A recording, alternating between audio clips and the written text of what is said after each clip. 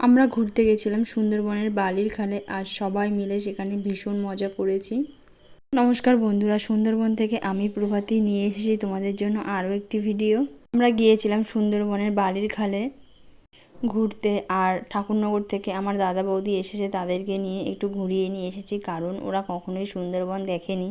আর নদীর পাড়ে এত পরিমাণে হাওয়া দিয়েছে যে মেয়ে ছাতাটা খুলতেই ছাতাটা ভেঙে গেছে। তো প্রচুর পরিমাণে হাওয়া ছিল আর ঢেউও ছিল ভীষণ। অন্য দিনের তুলনায় আজকে একটু বেশি ঢেউ ছিল, যেহেতু বৃষ্টি হচ্ছে ভীষণ আর হাওয়াও দিয়েছে, তাই ঢেউটাও হয়তো বেশি।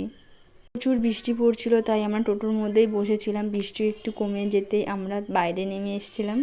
তবে এখানে কিন্তু নদীর পাশাপাশি ছোট ছোট জঙ্গলও রয়েছে, কিন্তু এই জঙ্গলের মধ্যে কিন্তু কোনো বাঘ নেই। এইখানে এর মানে এই নদীর আশেপাশে রয়েছে জনবসতি।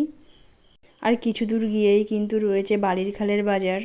এই বাজারে কিন্তু সমস্ত রকম গ্রামের সবজি ওঠে, আর একদম টাটকা, খেতে কিন্তু ভীষণই ভালো। আর মেয়ে দেখো নদীর পাড়ে এলেই না ও খুব মজা করে, আর আমারও ভীষণ ভালো লাগে, আর বাড়ি যেতেই ইচ্ছে হয় না।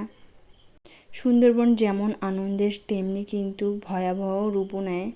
কেন বলছি, কিছুদিন আগে এই নদীর একটু সামনে গিয়েই একজন দুজন মানে স্বামী স্ত্রী দুজনেই মাছ ধরতে এসেছিল, আর একটা দমকা হাওয়াতে নৌকাটা উল্টে যায়, আর স্বামী স্ত্রীকে আর মানে বউকে আর খুঁজে পাওয়া যাচ্ছিল না।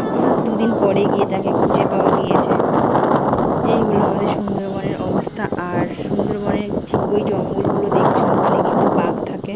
আমরা মাঝে মাঝে ছুটি পেলে কিন্তু এখানে চলে আসি, খুবই ভালো লাগে, মনটা একদম শান্ত হয়ে যায়। আর এখানে দেখো কিছু লোক মাছ ধরছে। এই নদীটা কিন্তু ভীষণই ডিপ, আর এখান থেকে কিন্তু বড় বড় জাহাজও যায়, যেগুলো বাংলাদেশের দিকে যায়। মাঝে মাঝে আসলেই কিন্তু দেখতে পাই যে ওখান থেকে বড় বড় জাহাজ যাচ্ছে। এতটা ঢেউ মনে হয় যেন আমরা দীঘার সমুদ্র সৈকতে দাঁড়িয়ে আছি। বন্ধুরা, আমার সুন্দরবনের ভিডিও তোমাদের কেমন লাগে অবশ্যই কমেন্ট করে জানিও, আর ভালো লাগে লাইক শেয়ার করো। আজকের মতন তবে আসি, আবার কথা হবে।